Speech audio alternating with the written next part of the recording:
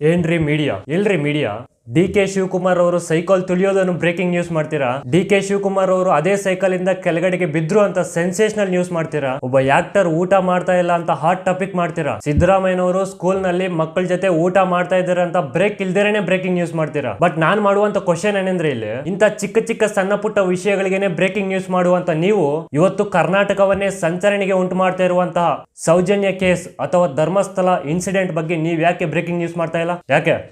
ಯಾಕಂದ್ರೆ ಈ ವಿಷಯದ ಬಗ್ಗೆ ನೀವು ನ್ಯೂಸ್ ಚಾನಲ್ ಅಲ್ಲಿ ಬ್ರೇಕಿಂಗ್ ನ್ಯೂಸ್ ಮಾಡಿದ್ರೆ ನಿಮ್ಮ ಚಾನಲ್ಗೆ ಬ್ರೇಕ್ ಬೀಳ್ಬಹುದು ಅಂತ ನೀವು ಭಯ ಪಡ್ತಾ ಇದ್ದೀರಾ.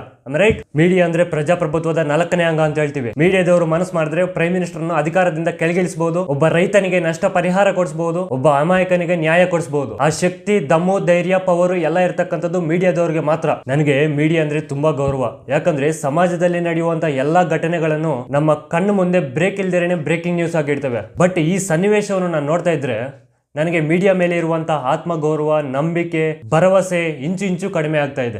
ಅಂಡ್ ಇದನ್ನು ಪಕ್ಕಕ್ಕಿಟ್ರೆ ನಾನು ಫಸ್ಟ್ ಆಫ್ ಆಲ್ ಥ್ಯಾಂಕ್ಸ್ ಹೇಳುವಂತದ್ದು ನಮ್ಮ ದೂತ ಸಮೀರ್ ಎಂ.ಡಿ ಅಣ್ಣ ಅವರಿಗೆ. ಯಾಕಂದ್ರೆ ಸತ್ತೋಗಿರುವಂತಹ ಸೌಜನ್ಯ ಕೇಸ್ಗೆ ಜೀವ ಕೊಟ್ಟಿದ್ದು, ಪ್ರಾಣದಾನ ಮಾಡಿದ್ದು ನಮ್ಮ ದೂತ ಸಮೀರ್ ಎಂ.ಡಿ ಅಣ್ಣ ಅವರು ಸೌಜನ್ಯ ಕೇಸ್ ನ ಬಗ್ಗೆ ಮಾಡಿರುವಂತ ಒಂದು ವಿಡಿಯೋದಿಂದ ಕರ್ನಾಟಕದ ಮೂಲೆ ಮೂಲೆಯಲ್ಲಿ ಇರ್ತಕ್ಕಂಥ ಪ್ರತಿಯೊಬ್ಬರಿಗೂ ಸೌಜನ್ಯ ಕೇಸ್ ನ ಬಗ್ಗೆ ಅರಿವು ಬಂತು. ಅಂಡ್ ಈಗ ಪ್ರೆಸೆಂಟ್ ನಲ್ಲಿ ಒಬ್ಬ ವ್ಯಕ್ತಿ ಧರ್ಮಸ್ಥಳದ ಇನ್ಸಿಡೆಂಟ್ ಬಗ್ಗೆ ಸಾಕ್ಷಿ ಹೇಳೋದಕ್ಕೆ ಮುಂದೆ ಬಂದಿದ್ದಾನೆ. ಹಾಗೆ ಮುಂದೆ ಬರೋದಕ್ಕೆ ದೂತ ಸಮೀರ್ ಎಂ.ಡಿ ಅಣ್ಣ ಅವರ ಒಂದು ವಿಡಿಯೋ ಕೂಡ ಒಂದಿಷ್ಟು ಕಾರಣ ಆಗಿರಬಹುದು ಅಂತ ನನ್ನ ಅಭಿಪ್ರಾಯ. ಅಂಡ್ ಫೈನಲ್ ಆಗಿ ಏನೇ ಆಗಿರ್ಲಿ, ಮೀಡಿಯಾದವರು ಈ ಧರ್ಮಸ್ಥಳದ ಇನ್ಸಿಡೆಂಟ್ ಬಗ್ಗೆ ಪ್ರತಿಯೊಬ್ಬರಿಗೂ ಅರಿವು ಮೂಡಿಸುವಂತ ಪ್ರಯತ್ನ ಮಾಡಬೇಕು.